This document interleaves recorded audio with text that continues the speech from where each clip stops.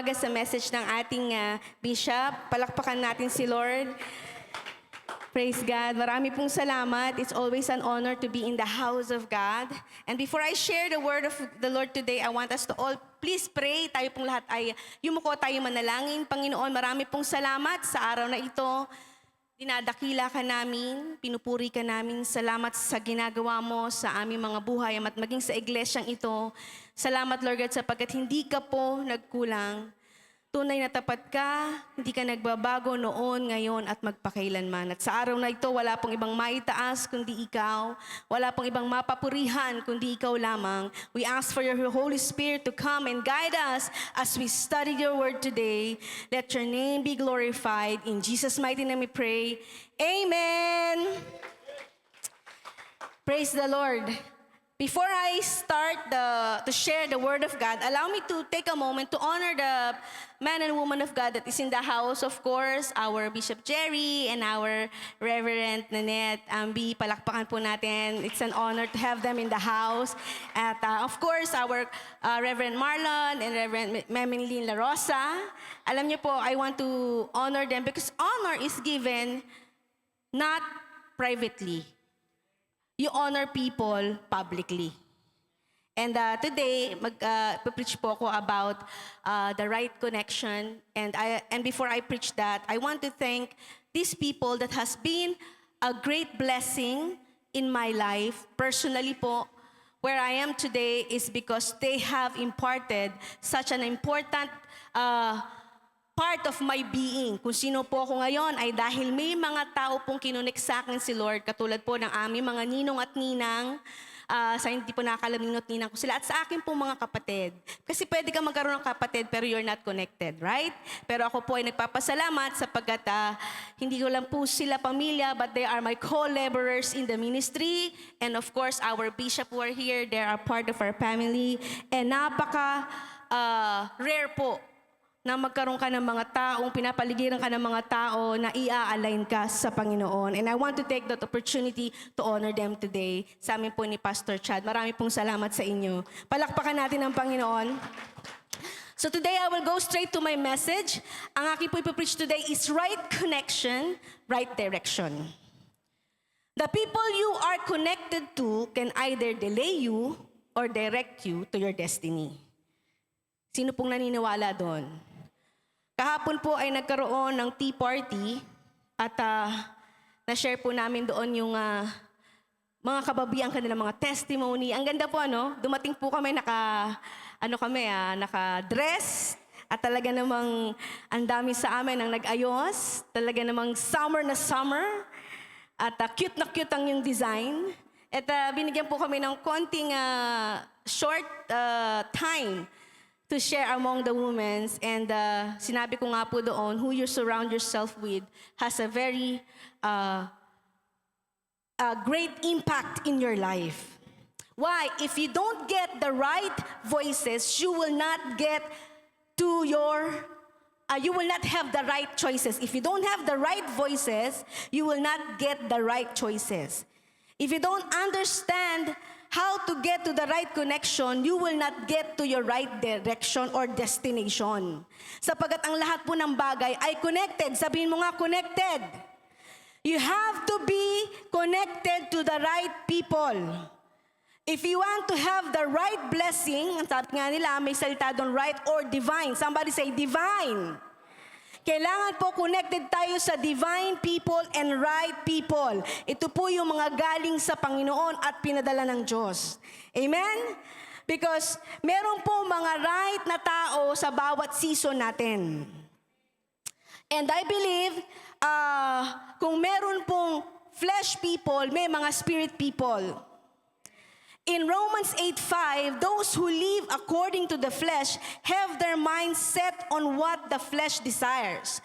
But those who live in accordance with the Spirit have their minds set on what the Spirit's desire.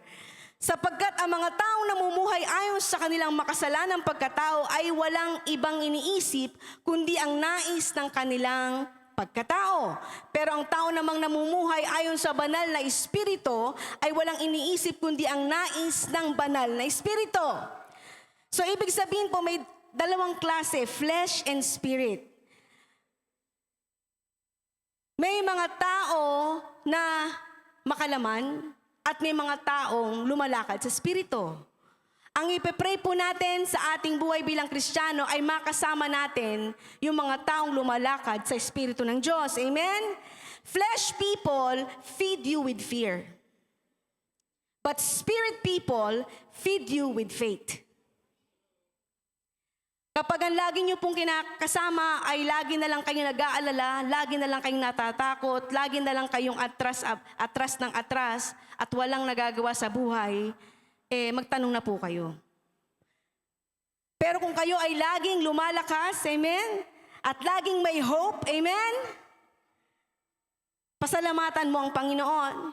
Flesh people, they drain your energy. Pag ang kasama mo ay nakausap mo at ikaw ay nanghina, may problema. Lagi ka na lang, pag nakakausap mo yun, nanghihina ka. Meron ka bang kilalang taong ganon? Pag nakausap mo, pagkatapos mong makausap, parang ang bigat-bigat. Hindi po ba? Samantalang nakausap mo lang naman siya. Because those people are people who are living in the flesh. They are designed to drain your energy. But spirit people stir up your purpose. May nakasama ka na ba na you're having a bad day, pero nung nakasama mo siya, bigla kang lumakas? Meron ka namang nakasamang tao na talaga namang marami kang problema, pero pag nung nakasama mo siya, nagpuno ka ng joy. Why? Because flesh people will tear you down, but spirit people will build you up. Ayan, alam ko may mga naiisip na po kayo. When God wants to bless you, He sends a person. When the enemy wants to destroy you, He also sends a person. Why? Because God uses people. Si Lord po ang source natin. God is the source, but He uses people. In Philippians 4:18, Paul says, I have received full payment and have more than enough. I am supplied now that I have received from Epaphroditus the gift He sent. Alam nyo, may mga tao po na ibinigay kay Apostle Pablo na nag-bless sa kanya sa panahon na siya ay nangangailangan. And ang Diyos gumagamit ng tao. Wala pong nagpadala ng cheque galing sa langit talaga at nakalagay Heaven's Bank. No, siyempre galing sa BPI, sa BDO, di ba? May gagamiting tao. Tama po ba? Kaya don't pray for just opportunities. Pray for right people. Stop chasing money. Stop chasing platforms. Start praying for people na ipadadala sa iyo ng Panginoon. Amen po ba? Meron pong 3 tao sa Bible that led Apostle Paul to his destiny. Sino po nakakakilala kay Apostle Paul? Titingnan lang po natin ang isang example sa kanyang buhay ng mga taong ipinadala ng Diyos. Mga right connections. Sabihin mo, right people. Divine connections. Unang-una po is si Ananias. Ananias ay pinadala ng Panginoon kay Apostle Pablo nung panahon na siya ay hindi pa Paul. Siya ay si Saul pa lang. Right people will open your eyes. Somebody say, open your eyes. The right person will help you see clearly. In Acts chapter 9, the Lord sent a man named Ananias. Kasi po, nung panahon na yon, si Apostle Pablo ang nagpa-persecute sa mga Christian. Isa pong napakatalinong tao ni Apostle Pablo. Pero nung kanyang pong trabaho noon ay patayin ang mga Kristiyano. At nung siya po'y papunta para gawin na naman ang kanyang mga misyon down the road to Damascus, siya ay kinagtagpo ng ating Panginoon. Through ano daw? May ilaw. May ilaw na tumama sa kanya. At doon ay nabulag siya sa sobrang liwanag. At ang sabi niya, nang tinig na narinig niya, Apostol Pablo, Saulo pa lang, di pa Paul, sabi niya, bakit mo ako inuusig? At doon ay nabulag siya. To make the story short, nabulag si Apostol Pablo, but during that time, God sent a man named Ananias. In Acts 9:17 to 18 says, then Ananias went to the house and entered it. Placing his hands on Saul, he said, Brother Saul, the Lord Jesus has sent me so that you may see again and be filled with the Holy Spirit. Immediately, something like scales fell off from Saul's eyes and he could see again. Alam nyo, blessed po kayo pag ang Diyos ay nagpadala ng mga tao na magpapabukas ng inyong mga bulag na mata.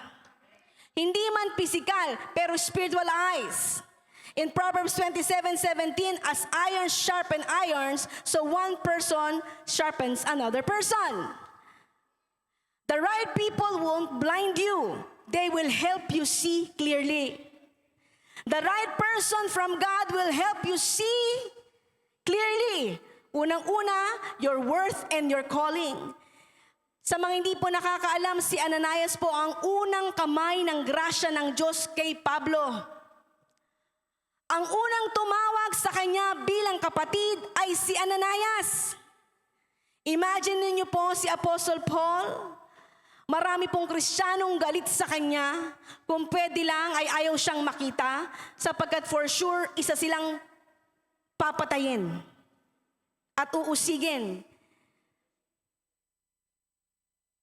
Pero si Ananias, nung inutusan siya ng Panginoon, si Ananias po ang unang grace na natanggap ni Apostol Pablo. In Acts 9:17, lumakad nga si Ananias, pumasok siya sa bahay upang ipatong kay Saulo ang kanyang mga kamay at sinabi niya, kapatid na Saulo. Hindi pa Christian si Pablo, Apostle Paul, tinawag na siyang kapatid ni Ananias. The first person to embrace Apostle Paul is Ananias. Sabi ni Ananias, kapatid na Saulo, ang Panginoong si Jesus na nagpakita sa iyo sa daan na iyong pinanggalingan ang nagsugo sa akin upang muli kang makita at mapuspos ka ng banal na Espiritu. Grace saw what fear could not. Marami pong takot kay Pablo. Maraming galit kay Saulo. Pero pag puno ka ng biyaya ng Diyos at puno ka ng pag-ibig ng Diyos, hindi mo makikita yung malinong tao. Makikita mo yung inuutos sa iyo ng Diyos at yung grasya na available din sa taong yon. Somebody shout, Amen! Hindi po natin kilala si Ananias, wala po siyang ginawang libro sa Bible. Pero minsan, ang pinaka-critical na 13 points sa buhay mo ay manggagaling sa hindi sikat na tao. Hindi sikat na lingkod. Hindi mo kailangang mapatungan ng mga sikat na tao. May mga time na hindi mo kailangang hintayin. Na may mga galing pa sa ibang bansa para i-lay hands ka. Para maging mahalaga ka sa Diyos. Pag na-lay hands lang ako ni ganyan, ni ganyan, ni ganyan, doon mo lang mararamdaman ang worth mo. Si Ananias po hindi. Hindi po siya sikat sa Bible.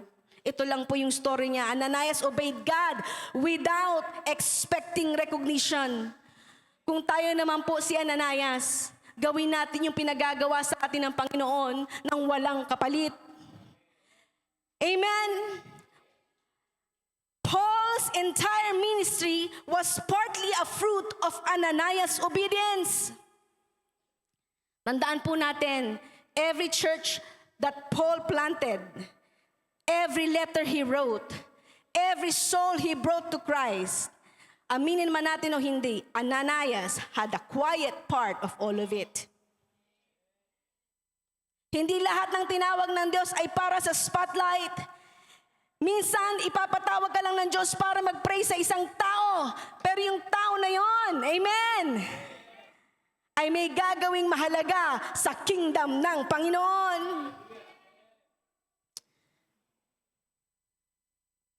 Meron na po ba kayong naisip na Ananias ng buhay nyo? And God is good. Thank the Lord and be grateful. Number 2, Barnabas. Somebody say Barnabas. The right people open doors. Right person will take you where you cannot take yourself. I will repeat it again. The right person will take you where you cannot take yourself. In Acts 11:25 to 26, then Barnabas went to Tarsus to look for Saul. And when he found him, he brought him to Antioch. So for a whole year, Barnabas and Saul met with the church and taught a great numbers of people. Si Barnabas po ay padala ng Diyos kay Apostle Pablo. Because Barnabas has become a bridge. Somebody say bridge. Alam niyo po, katulad po nung kwento ko sa inyo, si Apostle Pablo ay walang reputasyon. Wala po siyang magandang reputasyon. Pumapatay po siya ng mga Kristiyano. Sa panahon natin ngayon, pag dumating si Apostle Pablo, hindi po natin siya i-welcome sa church natin. Dahil for sure, spy siya. At sasabihin niya kung saan nandun ang mga Kristiyano. Kasi yun ang trabaho niya. Usigin ang mga Kristiyano. But imagine, nung narinig ni Barnabas na si Apostle Pablo ay naligtas through Ananias, hinanap niya si Pablo. Hello? At dinala niya si Pablo kung saan siya naroroon.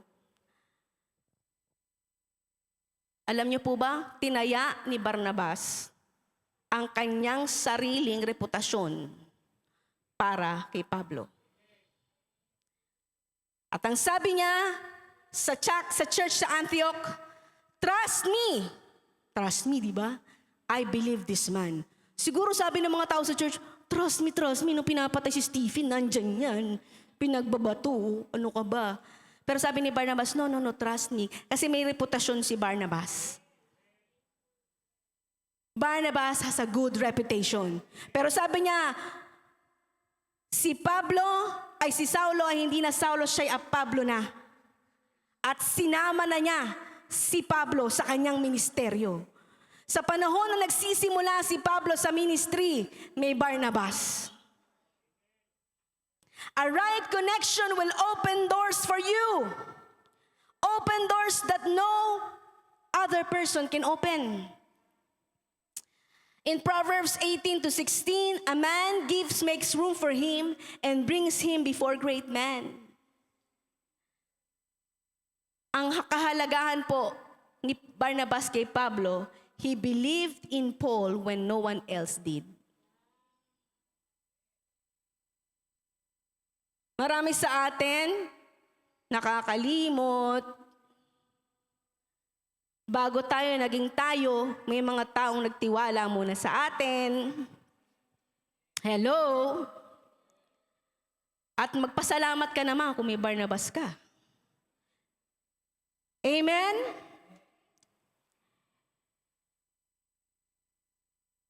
Are you there? Somebody say amen. Namatay lang po yung aking notes. Pagpasensyahan niyo na po ako. He believed in Paul when no one else did. After Paul's radical conversion from persecutor Paul to Apostle Paul, most of the believers were afraid of him. But in Acts 26-27, but Barnabas took him and brought him to the apostles. Barnabas vouched for Paul when everyone doubted him.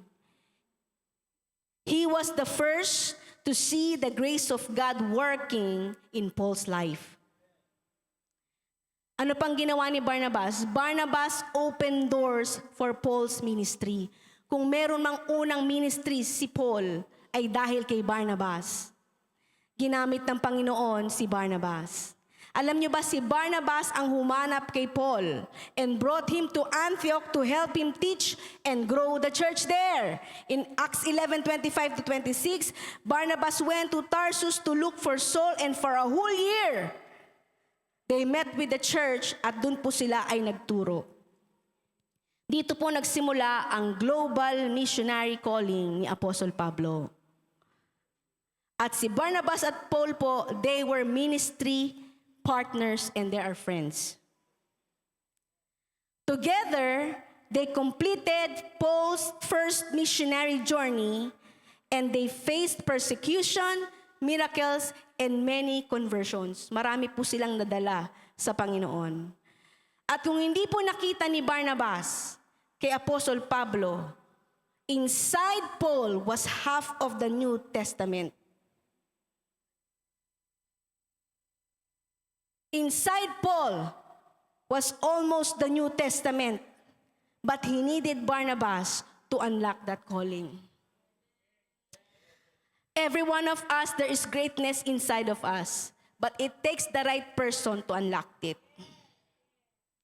Who are the Barnabases in your life? Who is God using to open the doors for you? Who believes in you when no one else does?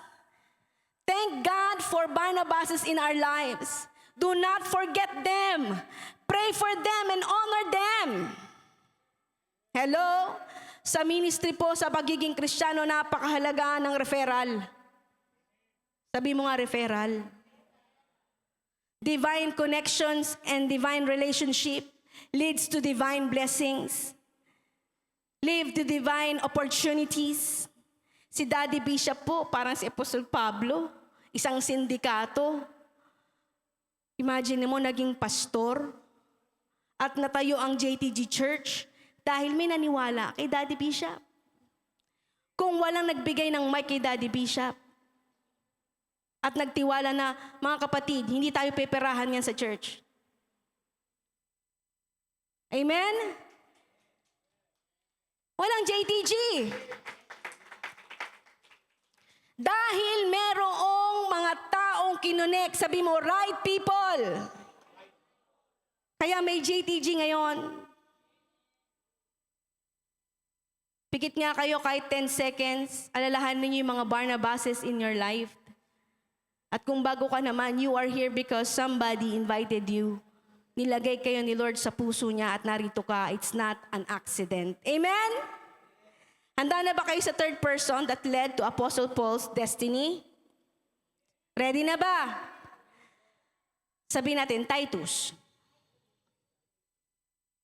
Titus to Paul, right people bring encouragement. The right person will encourage you when you're down. Kahit po si Apostle Pablo, may mga moments siya na gusto niya na rin mag-quit. Kaya sabi mo sa katabi mo, hindi ka nag-iisa. Normal lang yan. Hindi yan kakaiba. Walang naglingkod sa Diyos na may mga times na parang sasabihin niya, Lord, kung pwede lang. Diba? Even Apostle Paul had moments that he wanted to quit and he is discouraged. But in 2 Corinthians 7:5-6 says, when we came into Macedonia, sabi ni Apostle Pablo, we had no rest. We were harassed at every turns. Conflict on the outside, fears within. Tamo? Grabe yung kay Apostle Pablo, no? May conflict na sila, may fear pa siya sa puso. But God, who comforts the downcast, yan, comforted us by the coming of Titus. Hello? Ibig sabihin, hindi tayo exempted. Kapag tayo nada-downcast, normal yan. Pero ang Diyos may ipadadala. But God, who comforts the downcast, comforted us by the coming of Titus. Paul was ready to give up. Ready ka na ba mag-give up? Pray that God sent Titus in your life. Amen? Paul was ready to give up, but God sent Titus. Let me tell you something. Pag kayo ay hindi na talaga makamove on, hindi na talaga kayo makapaglingkod sa Panginoon, God can send a person, one word, one hug. Amen? One prayer. And suddenly, sasabihin mo, Lord, kaya ko ulit. Meron nga ibang mga lingkod ng Diyos, nag-minister sa kanila, baby. He was ready to give up. Tapos sabi niya, Lord, gusto ko pa uli maglingkod. Sabi niya, pagod na ako. Sabi niya, parang wala na akong mapagkakatiwalaang tao. And you know what? Nung kinakwento niya sa akin to, na-touch ako. Kasi as he entered the church, sabi niya, Lord, gusto ko masalubong kita. At pagpasok niya sa church, ang unang sumalubong sa kanya ay 2-year-old baby. At inakap siya. Hello? God sends people when you need strength the most. Naghahanap siya ng pure. Sabi niya, Lord, I want something pure. Yung aakap sa akin, sobrang pagod na ako. And then he entered the church and a 2-year-old girl hugged her and kissed her. Sometimes God doesn't change the situation, but He sends someone who will help you to get through it. Nung inakap siya nung batang yun, sabi niya, okay, kaya ko na naman. Akap ng Diyos sa akin yun. Amen? Sometimes, yung mga right people na pinapadala sa atin ng Diyos, it doesn't come with sobrang ganda ng mga packaging. Parang Reverend Melanie, na Reverend pa. Gano'n, di ba? Minsan yung ipapadala sa atin ng Diyos, hindi natin inaasahan. Sometimes, God's unexpected blessing doesn't come from shiny packages. Nung may story po sa Bible, share ko lang, si Naaman, siya po ay may leprosy. Pero ang pinadala ng Diyos sa kanya para sa kanyang hope is not another king, not another general, but a maid. Sabi mo, katulong. A servant girl from Israel. At ang sabi niya, naawa siya kay Naaman, sabi nung bata, alam niyo po may propeta na kaya kayong pagalingin. See? Dahil dun sa servant girl na yun, I don't know how old she is. Sometimes God can use a nobody to reach a somebody. Even Prophet Samuel, ang hinahanap niya yung pinakagwapo, pinakamatikas. Tapos nung pinagpe-pray niya na magiging hari ng Israel, sabi, parang wala dito. Why? Because in 1 Samuel 16:7, the Lord does not look at the things people look at. The Lord looks at the heart. Sometimes you miss your breakthrough. Sometimes you miss your right opportunities and right blessings kasi masyado kang mabusisi. Naghahanap ka nung mas mataas pa sa'yo. Wala akong pakikinggan kundi ipapadala talaga ng Diyos from heaven above. And sometimes it doesn't come from someone famous, popular, or may title. Kung kayang gumamit ng Diyos ng maid sa kitchen para gumaling ka. Amen? Kaya nang gumamit ng Diyos kahit sino. Amen? Kahit tagalinis lang dyan, nagbebenta sa paligid-ligid, or a stranger sa isang 7-Eleven, di ba? Sometimes God hides His best gifts sa mga unexpected people. Kaya don't dismiss someone na pinapadala sa iyo ng Diyos. Amen? Nung kami ay nag-tea party kahapon, sabi ko, bad company corrupts good character. Pero imagine if you're surrounded with good company. How will it build you? Amen? Wrong people will block the right ones. As long as you keep the wrong people in your life, the right ones will not come in. Ano po yung mga yon? Mga toxic relationship nyo. Pag mayroon kayong mga kaibigan na nagdadala sa inyo, kung saan-saan pa, hanggang ngayon sinasamahan nyo pa, kung sinong kasama mo, yun ka. Pag laging pinag-uusapan nyo, puro negative. Wala kayong pinag-uusapan, puro chismis. Jealous spirits, hello? gossiping spirit, they block what God wants in your life. They block what God wants to send in your life. Kayo mga taong yon, i-let go nyo. Meron po akong narinig sabi doon, not everyone who started with you is meant to finish with you. In Proverbs 13:20, walk with the wise and become wise, for a companion of fools suffers harm. 1 Corinthians 15:33, do not be misled, bad company corrupts good character. May mga taong good for your past season, but they cannot walk with you into your next. As long as you keep the wrong circle of people, at alam mong yun na talaga ang nag-hold back sa'yo, i-delay nun yung dapat mong puntahan. It may delay the right ones from stepping in. May mga taong hindi naman bad, pero they are just wrong for your season today. Hello? Until you let go of the wrong connections, the right ones will be delayed to come in. Sabi mo sa katabi mo, huwag mo nang patagalin.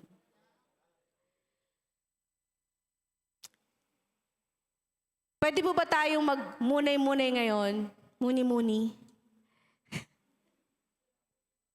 Kasi yun po napunta ako ng Bohol eh. Kaya yung... Pero anyway, who are the 5 closest people na kasama mo ngayon? Who are the 5 closest people you have? Pero kung meron kang 3, mapalad ka. Kung may 5 ka, pinagpala ka, di ba? Tanong, yung kasama mo na yan, are they feeding you with faith or fear? Are they helping you to walk in your purpose o nilalayo ka sa Diyos? Yun lang naman ang mga tanong dyan eh. At kung ikaw naman ay nanay o magulang, isipin mo yung mga kasama mo ngayon. If you have a children, ask yourself, do I want my kids to become like the people I surround myself with? Kasi kung anong ginagawa ng matanda, ginagawa ng mga bata. Kaya paglaki nila, kung sino yung mga kasama mo, yun din ang hahanapin nila. Hello? Pero sabihin mo, Lord, yung anak ko, gusto ko makasama, yung mga kasama ko sabihin nila, gusto ko yung mga kasama rin ni nanay, yung mga kasama ko ni tatay. But if the answer is no, it's time to let them go. It's time to pray.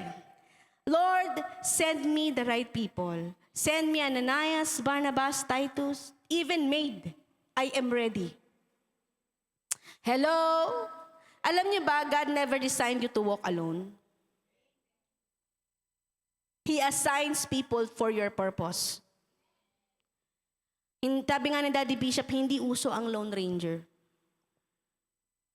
Kailangan may makakasama tayo sa pinagagawa ng Panginoon. Walang isang tao nagsabi niyang self-made millionaire, self-made. Hindi sila self-made. May mga taong kinunik sa kanila nabuksan, kahit sa business, nabuksan, mga taong pinakilala dito. Hello?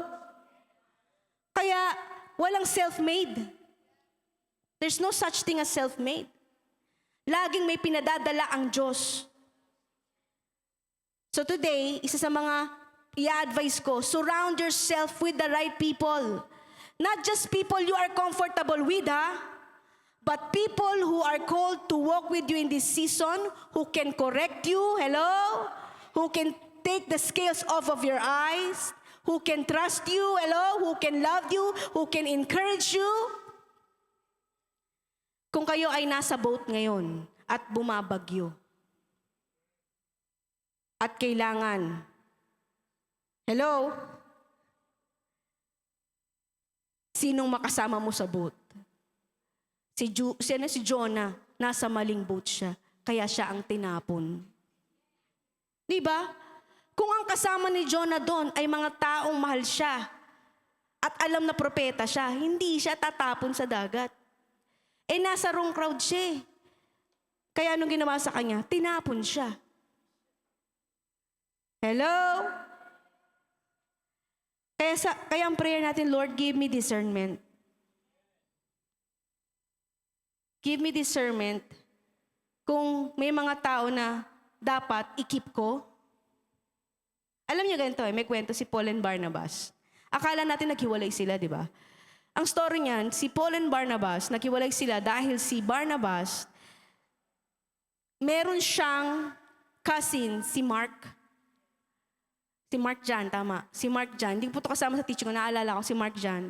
Na gusto niyang isama sa ministry ni Paul. Si Paul ayaw niya. Kasi minsan na silang iniwan nun.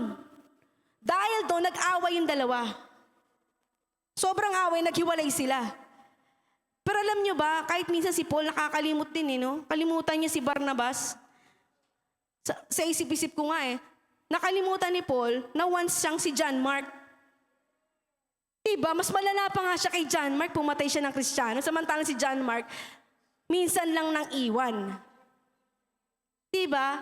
Gets nyo? Sabi mo sa akin, huwag ka makalimot ha. Yung grasyang binigay sa'yo ng Diyos, available din dapat sa mga tao.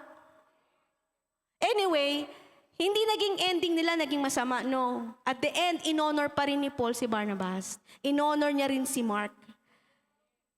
Pinatawag at nag-reconcile sila. Sabi mo, nagkakamali tayo, pero si Lord kinokorek tayo. Amen? Sabi mo, Lord, help me to discern. Give me the grace. Diba? The same grace that you have given me, let it be given also to others. Hello? Pero alam niyo po, dito ako mag-e-end. Kung meron po tayong isang koneksyon na dapat nating pahalagaan sa lahat, andyan po ba tayo? Somebody say, Amen. Hindi po tao. Si God. Naalala ko po nung bata ko, may kwento si Daddy Bishop, na merong isang hari ang pumunta sa isang, di ba mahilig silang mag-hunt? Yung mga hari mahilig silang mag-hunt. At habang siya'y nasa kabayo, nahulog nung hari yung kanyang sword sa balon. At nung nanghulog ng hari yung sword sa balon, sobrang lalim ng balon, madilim, at maliit lang siya. Dahil yung sword na yon, mahalaga dun sa hari, hindi dahil maganda yung sword, kundi may sentimental value sa kanya yon. Nung nakita ng mga sundalo, hindi nila makita yung lalim, sabi na sa hari, mahal na hari, kahit anong gawin namin, hindi kami kasya sa balon na yan. Kailangan kumuha tayo ng mas maliit, nakakasya na bata, para pumasok sa balon na yan, makuha yung sword. So sabi niya, sige magpatawag. So tumawag po ng isang binatilyo, maliit, payat. Sabi niya, sabi nung hari, ikaw ang pumasok dyan, kunin mo yung sword ko. At aalalayan ka ng mga sundalo ko. Ano sabi nung binatilyo? Meron lang po akong isang request, sabi niya, mahal na hari. Sabi niya, ano yon? Pwede po ba ipatawag niyo yung tatay ko? Sabi niya, sige, patawag yung tatay. Sige, patawag, dumating yung tatay. Pag dumating yung tatay, matanda, maliit, mahina. Sabi niya, sige, andito na yung tatay mo. Pwede po ba na yung ilalagay niyong tali sa akin, yung tatay ko humawak?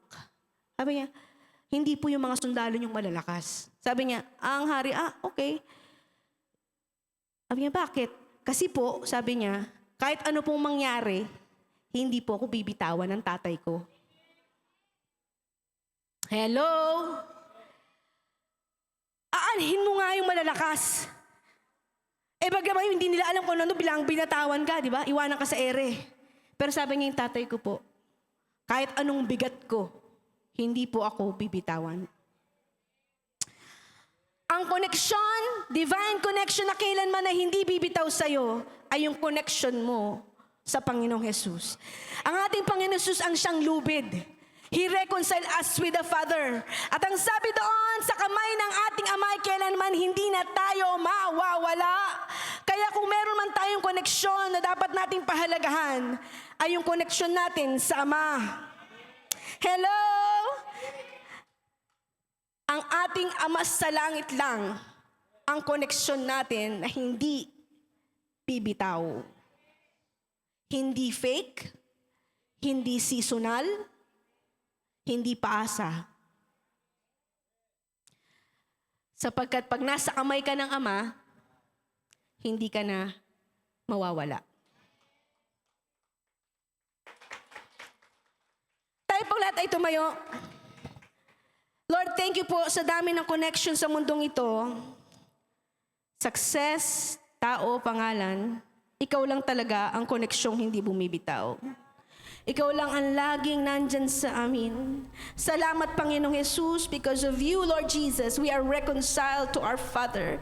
Ikaw ang lubid namin na kailanman ay hindi kami bibitawan. Kung wala ka, walang maibabalik sa Diyos Ama. Pero dahil sa ginawa mo sa krus ng Kalbaryo, we now have an access sa tunay na relasyon that will lead us to our right destiny. Hindi lang sa religion, hindi lang sa success, hindi lang sa pera, kundi sa buhay na walang hanggan. Lord, ikaw ang connection namin ngayon at magpakailanman. Ikaw na po ang maghawak sa amin.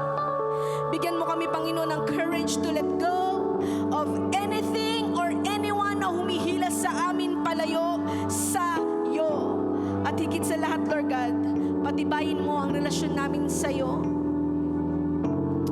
Ikaw ang gusto namin makasama, higit pa sa lahat ng tao. Sa bawat direction ng aming buhay, sa bawat relationship, kung wala ka, baliwala.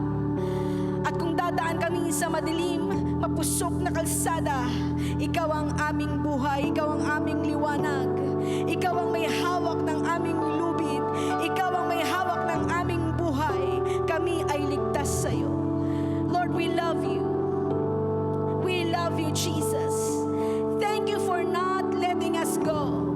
Thank you for keeping us together. You hold us, Lord God, in the palm of your hands. Lord, I pray sa mga tao may mga daladalang sakit at karamdaman, pagalingin mo sila. Mga daladalang bigatin sa kanilang puso, kayo lang po ang makatatanggal nito. Kung meron man kami, Panginoon, mga sama ng loob, bitterness, Lord, help us to forgive as we have been forgiven. May we extend the grace that once we have received. Thank you, Jesus. Bless your people, bless this church. Padala niyo rin po lahat ng mga tao na Japanese, Lord God. All the Japanese that needed Jesus, need the right connection, send them into this church, Lord God. Send them to this place where they can find you, Lord. They can find you, Jesus. Lord, marami pong salamat. In Jesus' mighty name we pray. Amen. Can we do a little activity? Sa Diyos pong lahat ng papuri. Kung meron ka mang taong gustong pasalamatan ngayon, umikot ka, tignan mo siya sa mata at sabihin mo, thank you. Napunta ako sa Lord dahil sa iyo. Jesus. Or sa panahon na ako'y nanghihina, andyan ka. Thank you. Amen. Huwag niyong gawin parang simple lang. Talagang nilalagay ni Lord. Lord, thank you may Barnabas ha. Thank you Lord may Ananias ha. Thank you Lord may Titus ha. Tignan mo siya sa mata, sabi mo ikaw yung Titus ko. Tignan mo siya sa mata, sabi mo ikaw yung Barnabas ko. Amen. Thank you. Thank you, Jesus.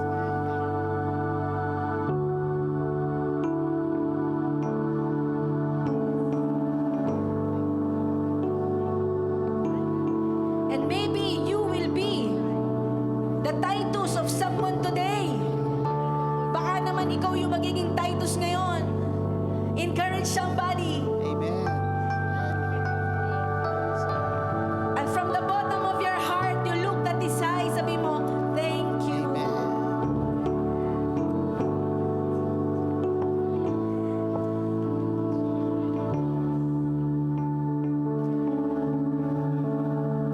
Amen.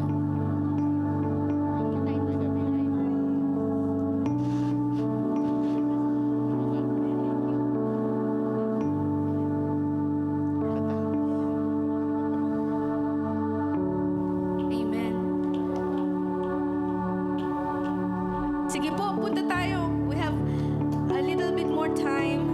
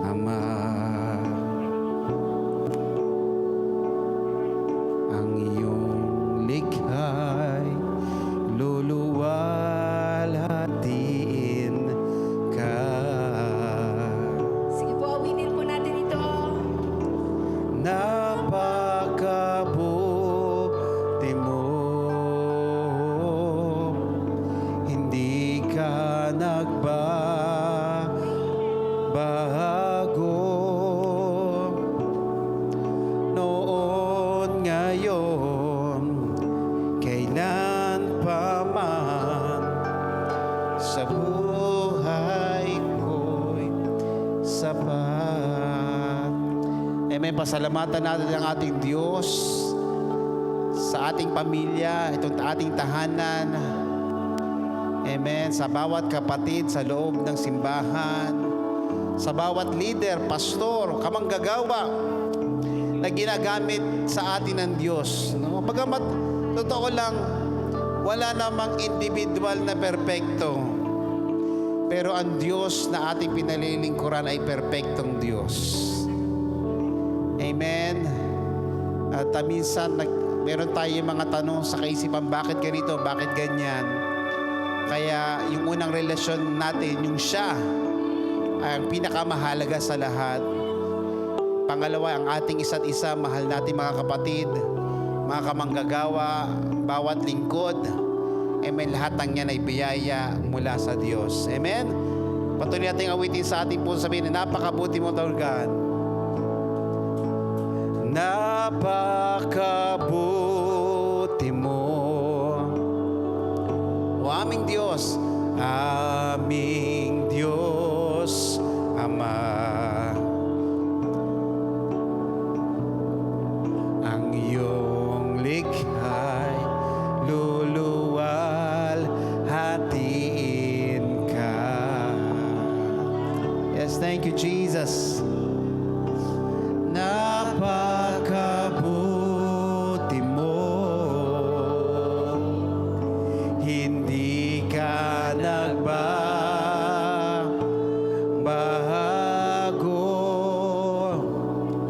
noon, ngayon, kailan pa man sa buhay ko'y tapat. Bakit di natin hawakan yung ating kamay? Maghawak-hawak tayo ng kamay habang inaawit ito sa Lord. O aming Diyos, aming Diyos, Ama, ang iyong likha'y luluwal, hatiin ka. Oh, napakabuti mo. Napakabuti mo. Oh, di ka nagbabago, Diyos. Hindi ka nagbabago.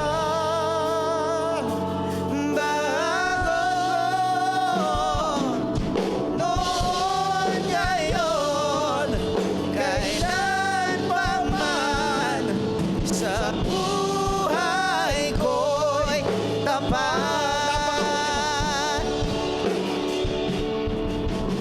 Napakabuti mo,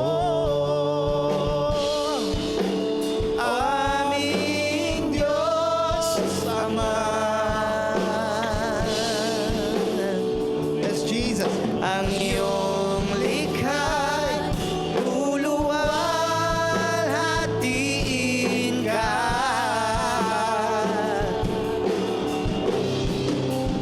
Napakabuti mo, Hindi ka nagbabago.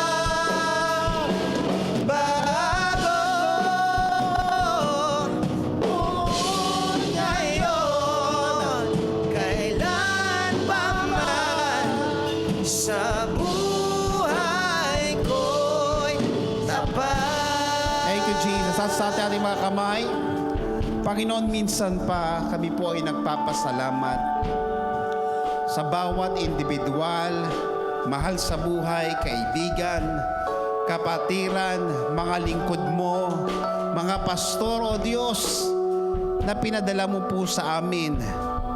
Ang iba sa kanila hindi namin lubusang kilala, pero ibinigay mo, Panginoon, upang kami po, o Diyos, ay magkaroon ng tuwirang relasyon, pagkakilala, unang-una sa iyo.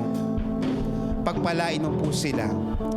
Higit sa kaya naming gawin, Panginoon, ibalik mo sa kanila, o Diyos, ang pagpapala na nararapat, Panginoon. Sa lahat, O Diyos, na mga anak mo naging bahagi ng aming paglago, bahagi, Panginoon, ng aming pag-aaral, bahagi, Panginoon, ng aming pagkakilala sa iyo. Pagpalain mo po sila. At patuloy, Panginoon, maging ang bawat isa sa amin ay gamitin mo, Panginoon, upang maging namang bagong relasyon doon sa mga hindi pa nakakilala, mga taong napapagal, mga taong nawawala, Panginoon, upang sila po ay makakilala sa iyo at manumbalik, Panginoon, sa iyo. Salamat po, pagpalain mo po ang bawat isa, maging aming mga tagapangaral sa araw na ito. Siksik, liglig, nagumapaw ng pagpapala ang ibigay mo po sa kanila. Salamat, O Diyos, purihin ka sa araw na ito sa pangalan ni Kristo Jesus. Everybody say amen. Amen. Praise the Lord. Hallelujah. Amen. So sa lahat ng gusto mag-bless sa ating mga bisita, nandyan po ang ating offering box, love gift. And then tomorrow po, wag pong kalilimutan sa bawat Pilipino. Sa ating mga Japanese na kapatid, kung meron kayong kilalang Filipino, meron pong mga pinamimigay. Actually, ito po ay national doon po sa Pilipinas. Ibig sabihin buong Pilipinas po. Ang nagiging bahagi nitong UBI o ayuda kung tawagin natin, invite them tomorrow. Doon po tayo sa ating White House sa first floor at mag-i-start po ang ating UBI at 7 p.m. ng gabi. Meron po tayong kape, meron tinapay. Kaya kung hindi pa nakakauwi, meron po tayong kahit konting merienda na ibabahagi para sa iba. Amen? Sino pinagpala ng Diyos? Taas ang kamay. Amen. So we'll see you po on Wednesday. Tama ba? Wala namang ibang announcement? And then ang ating po mga bisita ay uuwi po ng Tuesday. If you want to bless them, if you want to go out with them, if you want to bring chocolate or any kind of blessing, it is much appreciated po ng ating po mga bisita. Okay? So tayo pong lahat ay tumayo, itaas natin ating kamay. Amen. Sa buong maghapon at sa lahat ng event, ang Diyos pang mawalhati sapagkat ito ay nararapat para lamang sa Kanya. Amen. Sabihin po natin galing sa ating mga puso. Say, all glory, all honor, all praise, all worship, all thanksgiving, and all power belongs to Jesus Christ. Amen. Okay, God bless you. Would you high-five 5 people and say, we'll see you on next Sunday.